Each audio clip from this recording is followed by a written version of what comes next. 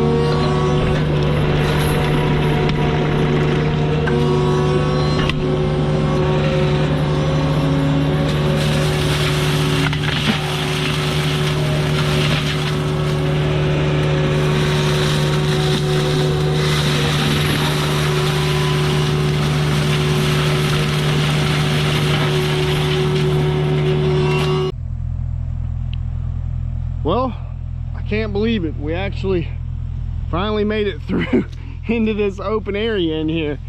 So this is the lot here. This is the main part of it, but everything back from like over in there is just all grown up. It's just a disaster. So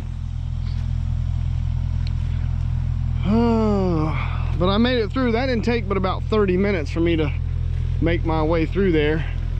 Not too bad considering how tall the canopy was. And the problem is, let me walk back through here. The problem is you can't knock it down at the bottom.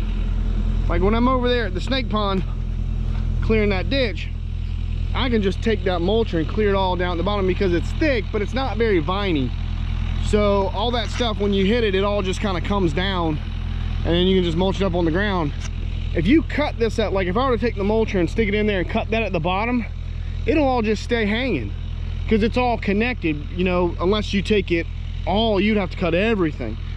Like if I were to cut that right there, because I cut one at the bottom right there just to see, and it just stood there because it was all still supported by this massive canopy at the top.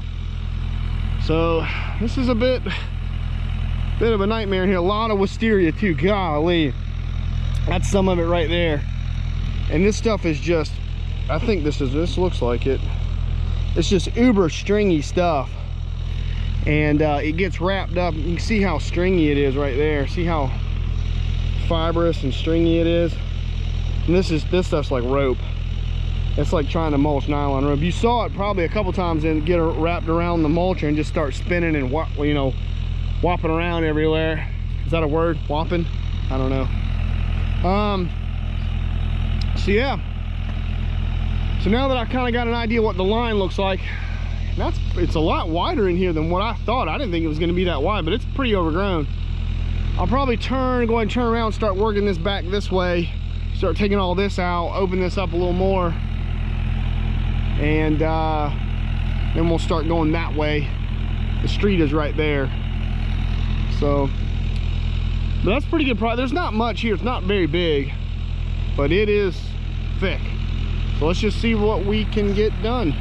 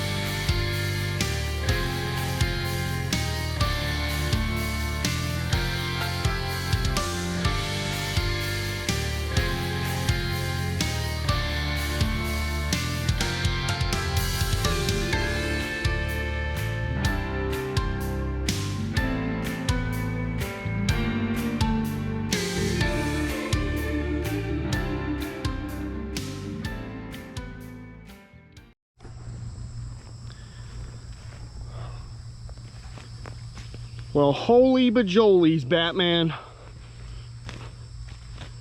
Wow.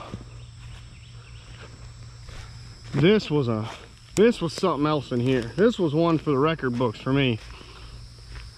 I have never in my 2.5 years seen anything as grown up with vines and wisteria and everything else that was in here like this. It was ridiculous in here. And it come out. There's the line of it. And man, that line was a wall.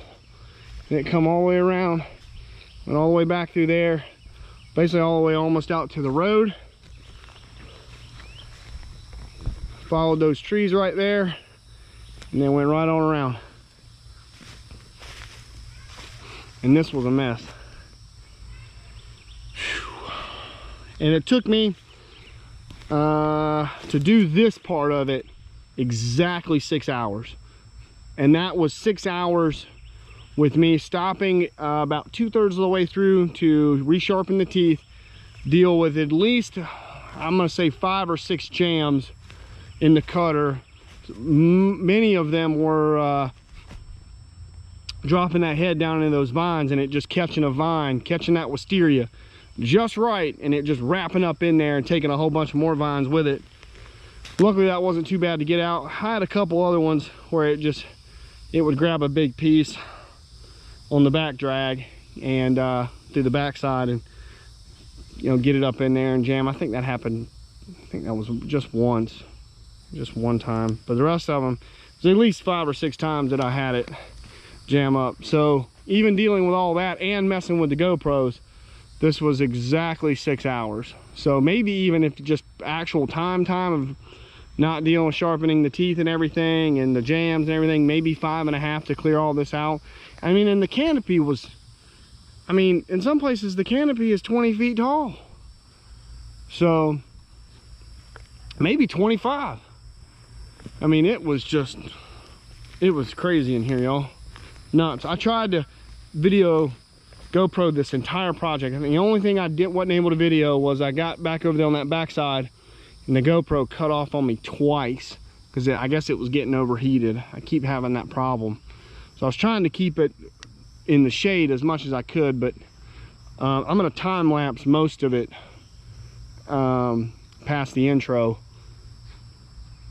when you guys see it. So, because I just thought this was nuts in here, and the time lapse on it should come out really cool. The last 30 minutes, so the whole project took me 6.5 hours. The last 30 minutes was me just kind of weaving through here, cutting down all that, whatever those things are. They were all grown up in here. I cut as much of it as I could, but she wants to save these bushes, the owner's wife, like that thing and all those ones that are sticking up. She wants to save all that. So I kind of just weaved through here, cleaned out as much of it as I could, and then their landscaper is going to come through here just with a weed eater and clean up the rest of it and try to get the vines off some of the other ones and clean that up. I gotta get these shears back over here. These came in handy, but I will say this: if there was any doubt that anybody had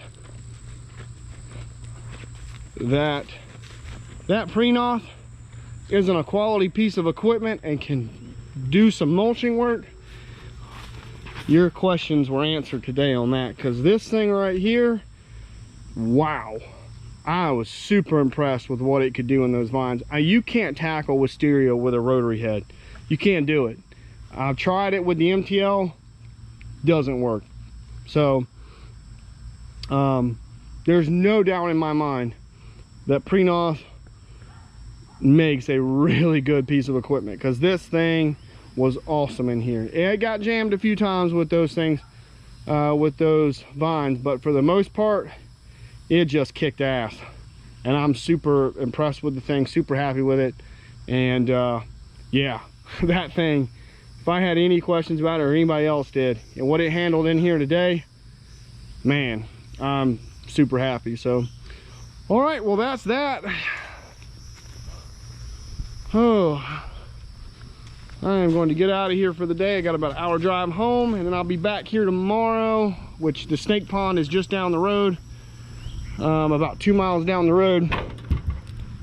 So I'll be back over there tomorrow, and we probably got another day or day and a half over there to finish that job, and we'll be done. So, oh man, it already feels like Thursday. It's only Tuesday. Oh man, I'm beat. All right guys, well, I will check you guys later. Hope you guys are having a great week. I'm out.